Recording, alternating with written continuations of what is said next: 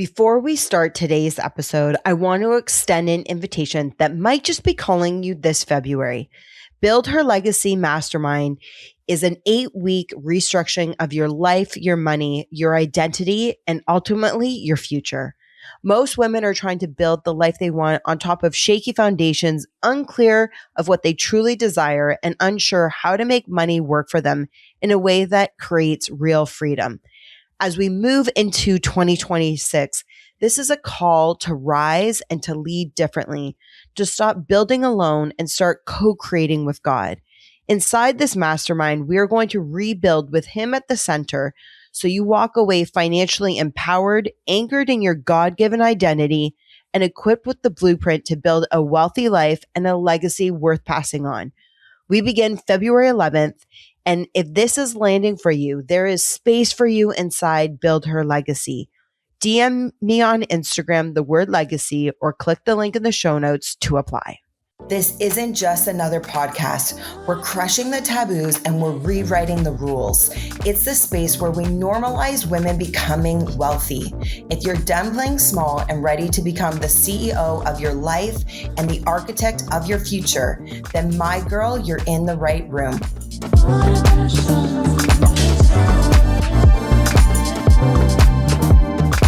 Welcome to your wealthy era. Welcome to the Wellthy CEO podcast. Today's guest is a woman who spent years helping everyone else sound powerful until she decided it was time to step into her own power. Carly Ottaway, founder of Web of Words, agency CEO, journalist turned storyteller, and best-selling author. She built her career giving other people a voice, but the real turning point came when she stopped hiding behind their stories and started telling her own. Today, we're talking about reinvention, identity, boundaries, and what it actually takes to come home to yourself. Joining me today in studio is Carly. Thanks for joining me on the Wellthy CEO podcast. Thank you so much for having me. I'm so excited to be here. Well, I am so excited that you are here, and already, there's been 4 times where I'm like, we just need to actually hit record because we keep talking, and I'm like, people need to hear this. So we are recording. We are live right now. I want, before we kind of dive into the now, because you spent years telling other people's stories, not just from authors and Olympians, business giants even as well. And so what was the moment for you where you realized you could kind of stay no longer behind the scenes? And maybe you can expand on even what behind the scenes mean. We need to know a little bit about you. But really that moment where you're like, I have a story to tell and it's my turn to step into my power, rise up and tell my story. Oh my gosh, love this question. We're getting right into it. Yeah, I really did build my career and over a decade in business, kind of hiding behind the keyboard. And I feel like it's kind of one of my, I don't have any regrets in business, but as the owner of a marketing agency, how much I poured into my clients first and foremost without pouring back into the business in the early years is definitely somewhere that I could have a do-over if I had the opportunity to. But at the same time, that's what I love to do. I loved working with other women in business, especially to really help them get to the root of their why and understand their purpose and pull out the power of their story and be that mirror to reflect that back to them so that they could step into that power.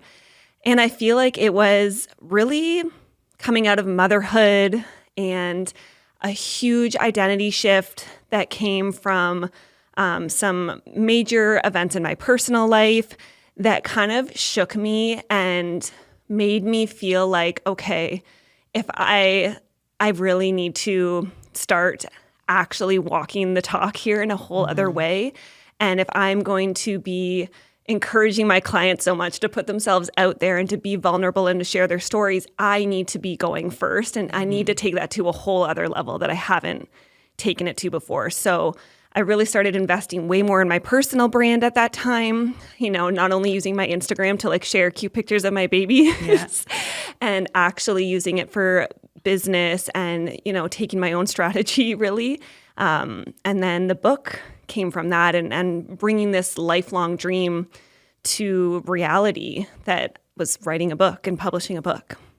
So let me ask you, because most people that are the behind the scenes person, whether you're a photographer shooting photos, a publicist representing other people, and in your case, like you said, you're like hiding behind a keyboard. Usually that's really scary to put yourself on the forefront. Was that like nerve-wracking for you? Was that something you had to like get over? I'm going to say grow through as opposed to just even get over. Like how did that land for you? How did that feel? Yeah. And that's exactly it. Like, just like photographers, like are most comfortable behind the lens. That was me behind the keyboard. But I think I had the bonus of being expanded by so many women who went first and really carved the path for me and showed me what was possible and inspired me and expanded me to think bigger, dream bigger, and take bigger action and really put myself out there. And I found too, actually, the difference between stepping kind of in the forefront on social media and in my marketing versus the process of writing my story in a book form. Like that's the longest form of content really you can get. Yeah. And it was such a healing spiritual journey for me to be able to really get to the root of my own story in this way that I never had before.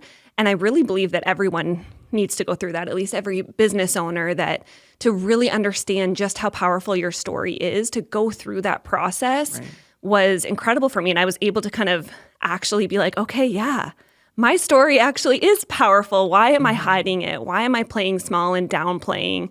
And, really it's since then now, the impact I've been able to have on people who have read it and really seen themselves in the story and shared specific parts that I almost edited out, honestly, because it felt so vulnerable to include. But that's what resonates the most. Those pieces that we're so used to hiding is actually where the deepest connections are made. You took the words right out of my mouth. It's like it really in this space, the more vulnerable that you are within reason, but like, there's vulnerability and then there's like really messy vomiting. Okay. Like there's a difference. But if you can be authentic in your vulnerability, that connection runs so deep amongst people. And it's actually what opens up your success. And it's like you said, it's like we're so used to hiding it, or there's this shame element, or we're embarrassed, or whatever it is. And then when you start sharing it, you're like, wow, I'm just as human as that other person. And that other person also feels that too, right? Like their humanity. So, okay, for those listening, they're probably like, this story, there's a book. Okay, I have a copy of the book here in studio. So if you're watching, you can see, but it's called Coming Home, which I love this title. And I shared with you, it resonates with me because I went on my own journey of coming home in 2022 when I removed my breast implants. And that was a huge, you don't realize it, but it forms part of your identity, And so having that removal, it was like this journey of healing, but just really coming home to myself. And so when I saw your book title, not just that you're an author, but the book, I was like, oh, this is so wonderful. And obviously that means something different to you, but I'm sure there's commonality. So tell us about the book. And I would love for you to bring us to the core of your story, because you've mentioned that a couple times right now. Oh my gosh, yeah. So I just published early October, and yes, it's called Coming Home, The Path to Your Favorite Self and Permission to Do It Your Way. And I really— Amen to that. Permission to do it your way. Right? Yes. I feel like as a mother in business, that has been my life path. As an Aries, if you're into astrology, I've never been about following the cookie cutter path, and really just figuring it out for myself has been so important. And along that journey, business is such a personal development journey, and there's so much self-awareness needed in order to really step into your authentic leadership and be self-led and make decisions that are the best for you and the business ultimately. So I think it just sent me on this massive journey of self-discovery, and then motherhood only 10 times that. And then I was at a point in my personal life where I had a 9-month-old and a 2.5-year-old. We were clawing our ways out of the pandemic, parenting 2 young kids with no childcare, no village, running a business that we have a marketing agency. So it was booming in pandemic times, right? Everyone's moving to online. Everyone needs their website, their social media to step it up. And we, at the same time, because when it rains, it pours, we bought a new house and decided to pour our life savings into it and renovate it and really make it our dream home. And we are on the final days, really, of that renovation, and there was a fire. Oh, my God. And luckily, everyone was safe. Everyone got out. We were not on site at the time. We had only moved in some stuff in storage in the basement, so thank goodness didn't lose all of our belongings. My heart absolutely aches for people who go through that too, in addition to losing this physical space. It was so much more than the physical space. Like, it really is. Sure. Your home is where you feel most yourself and and safe and secure. And so losing all of that really felt like it burned down so many parts of me in that fire. And it sent me on this healing journey that also was needed coming out of kind of the parental burnout, especially of the pandemic, and really figuring out who I was on a whole other level and tapping into, my purpose and kind of like who I am authentically without all these other physical or external roles and responsibilities attached. And so I share my story of that journey and kind of what I went through. And the book is a lot about the importance of sharing your story and your truth and doing it with courage. And I knew that if I was going to write about that, I had to go first. And I had to be willing to be vulnerable in how I'm sharing my own story. So it was just such an incredibly healing experience. Like, even if I never published the book, it was so worthwhile. And then publishing it, of course, opens up a whole other that's other world. Growth 2.0. Exactly. Right? Yeah. So, like, when you say coming home, like, what did that actually look like? What was the end outcome for you? Because you're going through this messy middle. Yeah. While you're oh my gosh, the messy middle that felt like it never ended. It felt like such a long season of navigating this in between where I didn't know the answers. Part of my story, too, is that we actually had a major issue with insurance where thankfully we had everything in writing, and you'll read about that in the book, so I won't give too much away, but we really had to advocate for ourselves to make sure we didn't lose everything. And there was a point where we actually thought that there was a chance we weren't going to be covered by insurance to rebuild. Yeah. I'm like, I kind of want to ask who your insurance company is. I won't put you on the spot there, though. Yeah. There's a lot of intricate details involved there, but it taught me so much about using my voice in a whole other way. As someone who really helps clients use their voice and step into their voice, using your voice isn't just in marketing and speaking into a microphone and talking to the camera. It's about sticking up for yourself and what you deserve, and it taught me a lot in deservingness and worthiness and. The whole rebuild process, like, I felt like as I was physically rebuilding our home, I was also rebuilding myself and my own identity. And then my business came along with that. And there were so many pieces happening at once. And so in terms of that coming home, ultimate kind of piece of it is really coming home to this feeling of safety internally that starts within, and trusting in my own deservingness and worthiness and the power of my own story, and really believing in that and in myself, and also just coming home to like true alignment. I feel like I was never more aligned, besides in motherhood, than I was while writing this book. Wow. I felt so much in my purpose in that time. And I was like, oh my gosh, like, it feels like you unlock something, like some superpower. And I felt like so magnetic, and my energy shifted. And I was like, okay, this is what it's all about. Wow. I love your passion. Like, you can hear it, like you are in your purpose when you're talking about this. Just put into context for us.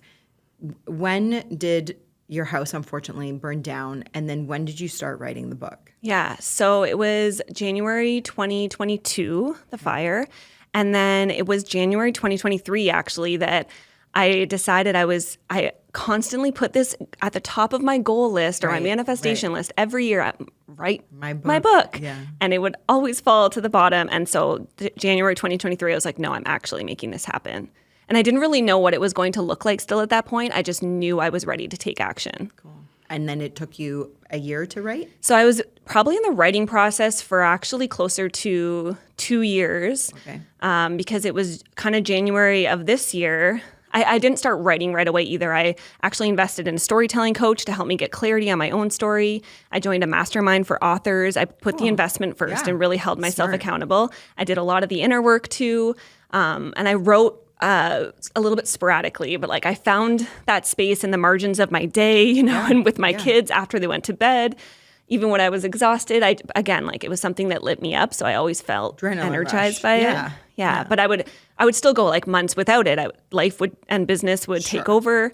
So I feel like it was kind of that 2 year span. And then, January of this year was when it clicked. And I'm like, I actually had a opportunity to speak at a High Vibe Women event and in the fall, and that was presented in January. And I'm like, I need to publish this book so that I can put it in the swag bags 100%. At this event. And that was when I went like, okay, all in. I love it. So let me ask you this question. I think for most people, the obvious answer would be like, no. But hearing you talk, knowing what you've gone through now, and the chair you're sitting in today with the passion, the purpose, the book, an unknown, incredible future ahead of what's going to happen.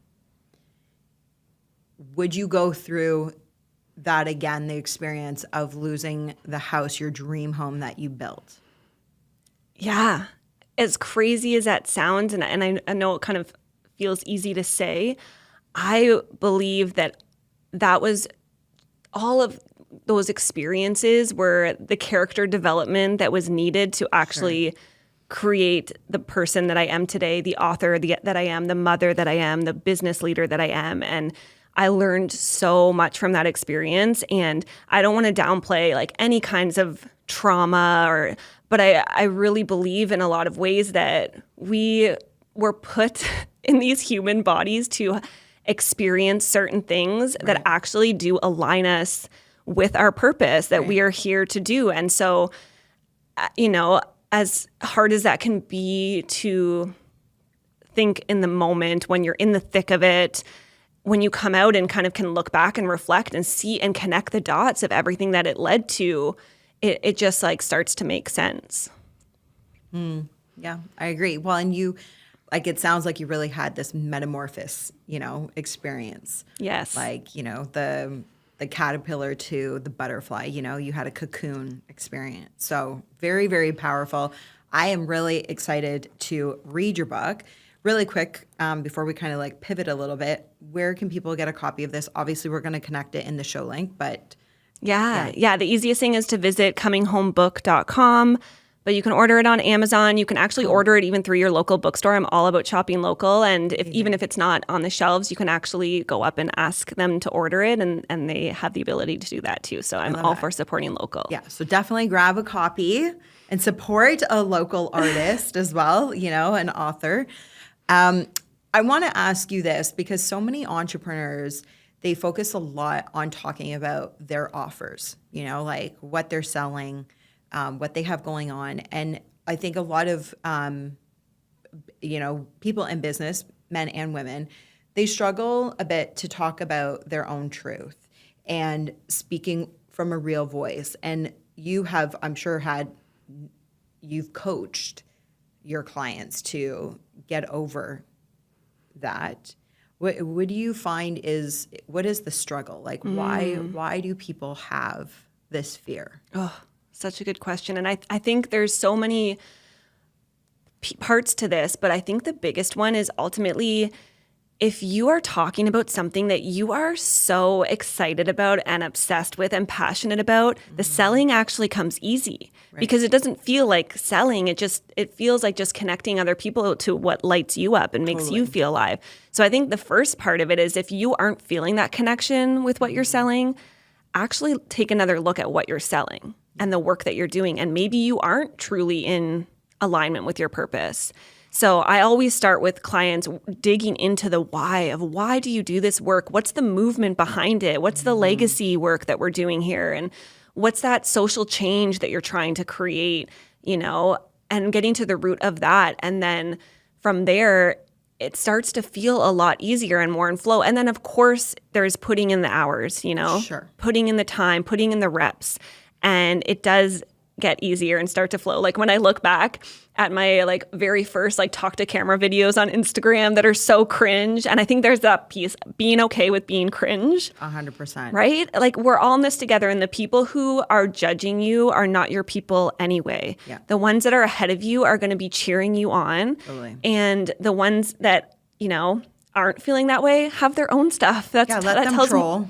Exactly. That speaks more about them than it does about you. So really just being in alignment with what feels good for you, giving yourself permission to pivot when it doesn't feel that way anymore. I'm a manifesting generator in human design. So, Me too. Okay. Yeah. So we know the power of the pivot and just what did you really. say your sign was? Aries? Aries. Okay, I'm a Sagittarian. Okay. Birthday's coming up. Yeah, I was going to say it's your season, It your is time. my season, yeah. So starting there, and again, that's that self-awareness of knowing your human design, if you're into it, knowing your astrology, and really understanding like what kind of processes feel good for you. Totally. And that's what I mean about permission to do it your way, is that there really is no one way, and you can emulate what's worked for others, but if it doesn't feel true to you, it's not going to work. It's not going to get the same results.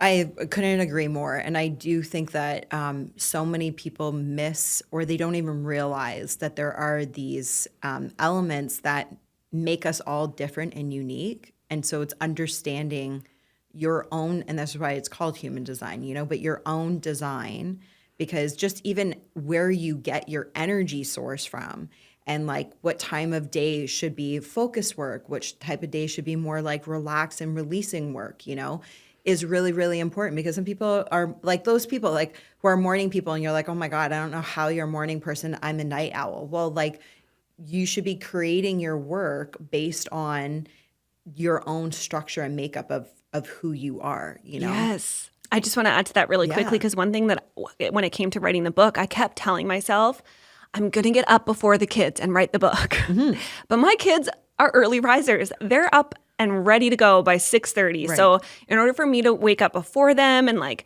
also they're not sleeping, solid through the night, at least together at the same time. And I had to realize that was just kind of this idea I got in my head that I should wake up early to write before my kids wake up, when actually my more productive time was in the windows, kind of in the in-between in my day, and in the evening after they went to bed. Yeah. So understanding that just because this worked for someone else doesn't mean that that's what worked for me. And once I 100%. Figured out my own system and it clicked, it really flowed from there. Yeah, I agree. One of the other things that you said that I want to circle back to, because I think it's really, really important, is so many people and entrepreneurs, especially more in the beginning, the longer you've been in business, the more you exercise the muscle of not giving a fuck what other people think. You have to be able to train yourself, and eventually it becomes natural, but it's a muscle. Like in the beginning, and it's human nature. We all want to be liked. We all want other people to think good things about us, or that what we're doing is like cool or good, like nobody wants to be like feeling like shit. But the longer you're in business, the more it's going to require you to put yourself out there, and you're going to fall more than you are going to rise. That's just part of it. And so you have to be comfortable with getting uncomfortable and having people project their opinions when you've not asked for it. And one of the most important things that you can learn how to develop the skill, I'm going to say in business, but just also in life, just like in your life, whether because you've got your family around you, you have friends around you, is never taking advice from people who are not in the same ring as you, or who haven't fought in the same ring as you. And the critics are always going to be there. And one of the things I always said to people is give them a ticket, front row seat. They get front row seats to watch you in the ring, but they're your critics. And so you don't lean on them for advice. You don't go to them to say, hey, what do you think? You just say, thanks for showing up, yelling at me a few times. That's what they do from the stands. But you don't focus on what they're saying. You don't take it. And you have to learn how to move on, And I think one of the people on the planet actually who talks about this in different ways the best, and I would encourage anybody, if you're not following Gary Vee, to go follow Gary Vee. I mean, he is the number one person that will tell you to stop, and he says the F word all the time, like my poor mother, cringes at that. But he will say, stop caring what other people fucking think about you. Because if you do, you're never going to do the thing that is pulling you inside. You're never going to do it. He's like, and people are going to think like, they're always going to have something to say about you. She's too fat. I mean, even right now on my own podcast, like I shared with you before we even started recording, I'm like, can you guys lift up the camera? Because I am carrying weight I normally don't carry. And the podcast has to go on. I'm like, I'm not going to pause it because my body's not the way that I want it to be. You have to be able to be like, yeah, this is just how it is right now. And like you put it out there. And if people are like, wow, she gained like 30 pounds, I can be like, yeah, you're right. It's actually more. It's probably like 50. And so be it. Mm-hmm. And if you don't like it, I'm aware. You just move on. Thanks for coming out. But you have to be able to exercise that muscle in business if you're going to want to grow and if you're going to want to succeed. Because anybody who's not doing what you have done is going to have something usually negative to say. Yeah. Right? Oh my gosh, yeah. I love that. And it makes me think of that trend on Instagram right now that's like, imagine being 70 and looking back and realizing that you never published the book, you didn't release the podcast because you were afraid of what Joey from high school was going to say, or you were afraid about how you were going to look on camera. And, for me, I think that journey is so much finding that validation from within and going on my own journey of like, I had for so long needed that external validation. Right. And even how I built my business, like I was the social media manager, I was the copywriter. It was just me at the beginning before I built a team. Right. I never even had a plan to build my team. And then I hired my husband and he's like, hey, let's build a team. I'm like, okay. Yeah. And, as that person, like so much of the validation I got from my work was from direct client feedback of them loving their copy and, oh my God, right?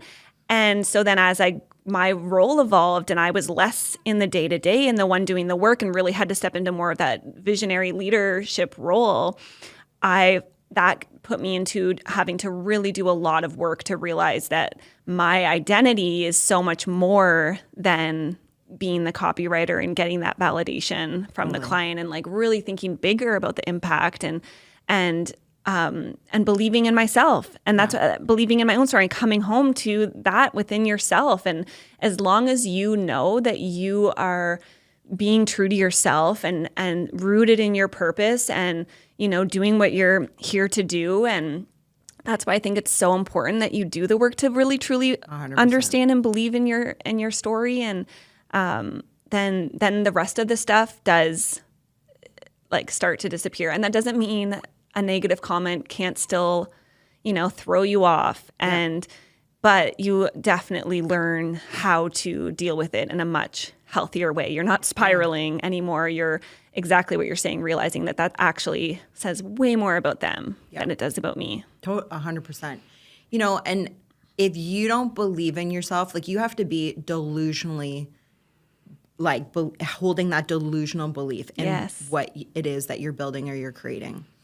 And it's usually the people that are closest to you that are going to try. And it's even when it's wrapped in harshness, or it can sound very malicious even and non-supportive, the undertone is usually like it's a safety mechanism, right? They don't want to see you fail. They don't want to see you try to do something and it not work out. And oftentimes it's their own mirror and their own shadow work of what they haven't done in their own life that they're like projecting onto you. And they get uncomfortable with you changing because then you're not fitting in the box that they had you fit in nicely for so long, especially if that means the dynamic is a little bit different and the people pleasing and you have firmer boundaries, of course other people are going to feel like, oh, wait a second, this actually affects me and I don't love that you're changing in this way if they aren't able to truly be your supporter. But that's when some relationships need to evolve and, maybe they're in your life for a certain season and that's easier said than done for certain relationships, absolutely too. But the more that you tap into that, you find your people who really, truly want the best for you and are there to support you no matter what. The other thing, so I'm gonna share something with you. I know you're on my podcast. I feel like I'm all of a sudden I'm like, I want to share this story because I've never told anybody this. I'll tell you 2 mini stories around this very topic. Anytime I've gone to create something and launch something in my life, oftentimes I have somebody in my family, in my immediate family, who has something not so fantastic to say. So anytime I go to launch something, I always get this feeling in my stomach where it's like knotted, because I know the moment I press send, launch, go, within a week, I'm gonna get the not the feedback, I'm gonna get like the vomit. And I have had to create the stamina to be like, I need to do this anyways because I know my purpose and I know what I am here to build and create. And when I was 25, but going back 15 years ago, I founded a nonprofit organization called Freedom that fights human trafficking, and it's 15 years old this year. Wow.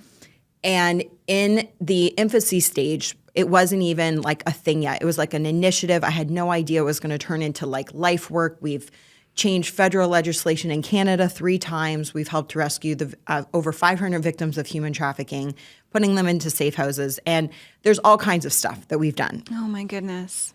And I had a family member say to me multiple times that this isn't really what I should be doing. And if I go and I continue to pursue this, I'm going to have a hard time finding a boyfriend. I'm going to have a hard time trying to get maybe married because men around this topic, it's a little icky, which it is, the safety issues. And I just remember being like, in this moment, I need you just to support me. And if you can't do that, this is where the boundary comes in. You have a choice. I could either listen to that and freedom may not have existed today, and going and doing all of the things that we have done. You know, I always kind of say to myself, like, even if I did nothing else with my life, I could go, be put 6 feet down under, knowing like I have changed Canada for the better and I've left my own mark in a little way that most Canadians will never have a freaking clue about, right? Like you'd have no idea about this if I didn't tell you this. And that's the importance of being like, if you can't support me in this, then I'm going to draw the line and I'm going to let you know what my boundary is, that unless I ask for your opinion, please don't come to me with it. Because I don't want to hear the negative. I thank you for your concern. I thank you for loving me, because this is really why you're doing it. You do love me. And here's the front row seat. Here's the ticket. And I don't want to hear anything from you. Mm-hmm. I had to do that with this podcast as well when I rebranded and launched. I had somebody else come to me and be like, you're just trying to be this, acting as if you're this multi-millionaire and da-da-da-da-da. And I'm like, that's not actually what this podcast is about. There's a huge component around wealth, like in the true sense of the word. Absolutely. Am I a multi-millionaire today?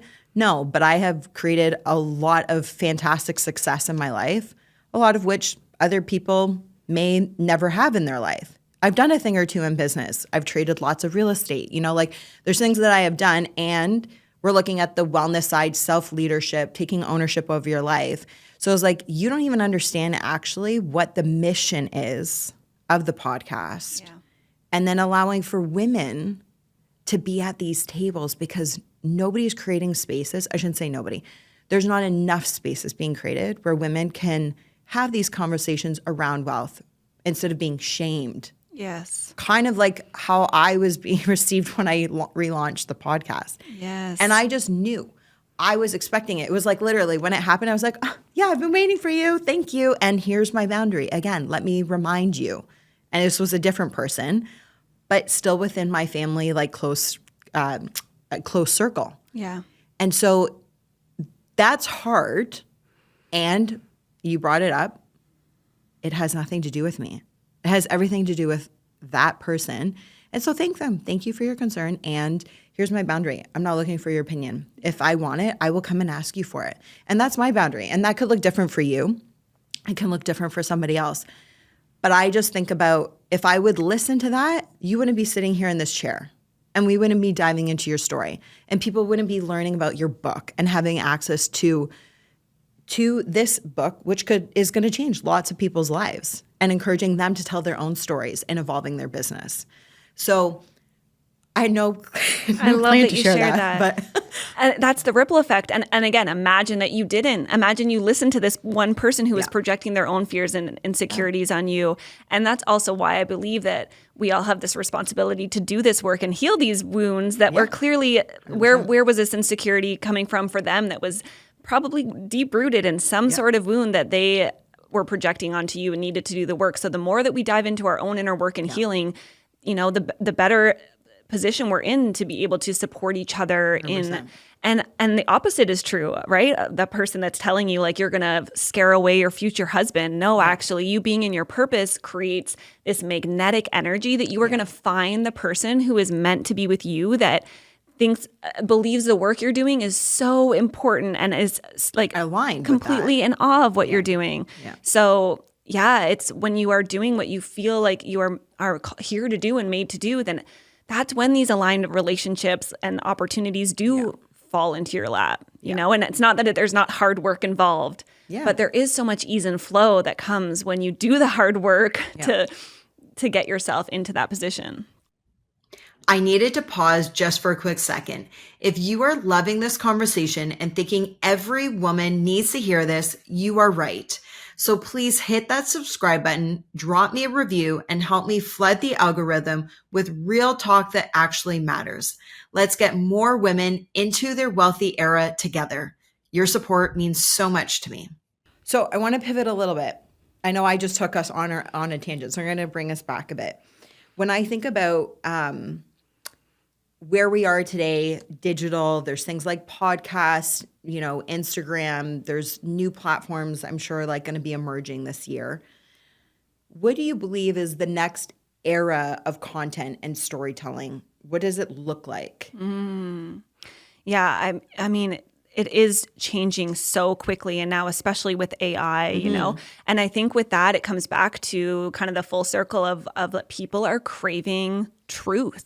Right. Especially now, we're seeing these like AI made videos. My brother is a videographer, and he's shooting these like really incredible wildlife videos out in BC. And so sometimes I see really cool, like I'm like, you're living your like best National Geographic life. I love it. And I sent him something the other day that was this really cool like wildlife story, and he wrote back to me, he's like, "That's AI." I'm like, what? Like I was shocked. I'm like, how is like it's insane what it's be able to create now. So we're having that much more of a critical eye on everything. So people want to see the real you. So the more that you can show up, that's why face to camera video is so important. I mean, even that we're seeing AI take over and be able to create these characters, which I think is also where like the real life connection comes in. So it's remembering that this online strategy needs to support what you're doing in person, and people are craving a lot more. We're building so many beautiful events in Canada for women in business, which I absolutely love to see. So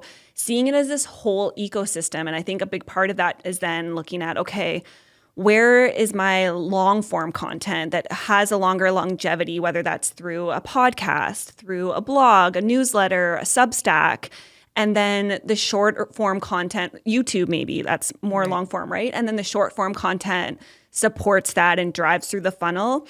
And I think the long form is where you really can be your most authentic, because we're seeing, I love Instagram, like it's my favorite platform to connect, but it is like the quick hooks, the trends, the B-roll, like it doesn't feel like it's a chance for you to truly like get deep into the roots of things. And I'm a girl that's like, let's skip the small talk, let's get right into it. So where are the spaces that you can really truly feel like you can show up as your most authentic self? And I think we're going to see more platforms continue to create that opportunity for us. It's so interesting because you mentioned Instagram, and it's my favorite platform as well. There's like a lot of them that I can't stand, and I don't even have threads on Instagram. I am like, if you're not going to use it, you're spreading yourself so thin. Like if you're going to use it, then use it well. Otherwise, don't have it at all. So I didn't jump on that bandwagon. I'm like, I can't. Yeah. And so one of the things, as you're talking about Instagram and sharing your story and your voice to think about really, I guess, like over the next like 5 years. And I know I brought him up. I usually don't always bring up Gary Vee. I do love him, but he is definitely a man of the future and usually not wrong. And I was actually on a Zoom. He might be a time traveler with his predictions. I know. right? I feel like him and Elon Musk have something going on that we don't know about yet, And the maker of The Simpsons. Right? Yeah. I mean, they're always spot on. They're hanging out somewhere in the future. Yeah, well, Simpsons is connected to the CIA. That's like a whole other conversation that we could go left and talk about. Yes. But, they always somehow know that COVID is coming and there's another pandemic coming and all of the things. So, so Gary is saying, get ready.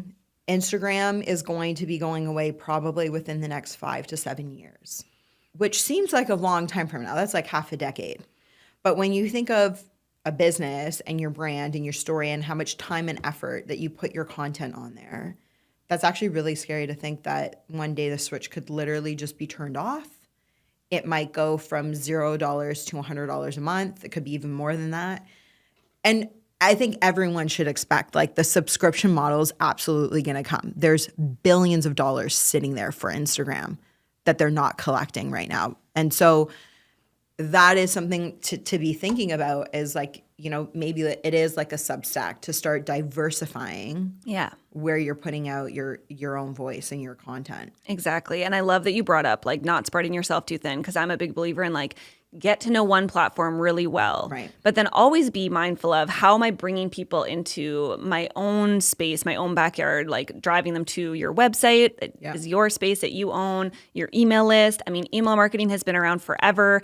It's changing constantly, but it's so important to like be focused on your email list and building up that funnel. And it also that the stats do show that it leads to higher conversions. Right. But yeah, exactly. Like other ways that you're connecting with people, and Substack is a huge way of that. And I think it's like, I have a little bit of a bias here from my own experience, but also just coming back to like true art instead of getting so lost in that's where I kind of get pulled back and forth with the marketing world. And I feel like I've always been a creative first before I was a marketer.